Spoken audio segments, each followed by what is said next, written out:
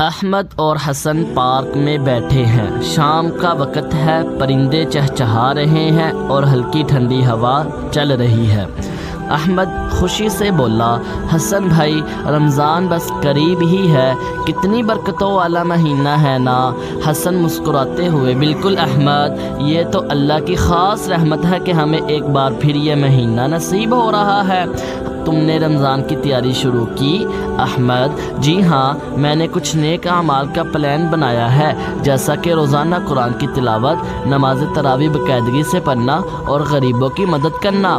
حسن، ماشاءاللہ، بہت اچھا سوچا ہے تم نے۔ میں بھی اس بار اپنے معاملات میں کچھ بہتری لانا چاہتا ہوں، خاص طور پر فجر کی نماز میں پابندی اور فضول وقت ضائع کرنے سے بچنا۔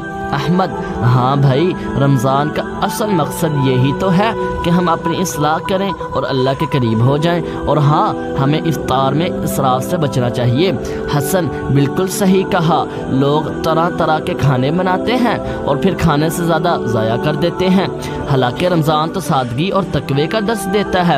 احمد، صحیح کہا بھائی، اور سب سے اہم چیز، ہمیں روزے کے ساتھ ساتھ اپنے اخلاق اور زبان کی حفاظت بھی کرنی چاہیے تاکہ کسی کی ہماری وجہ سے تکلیف نہ پہنچے۔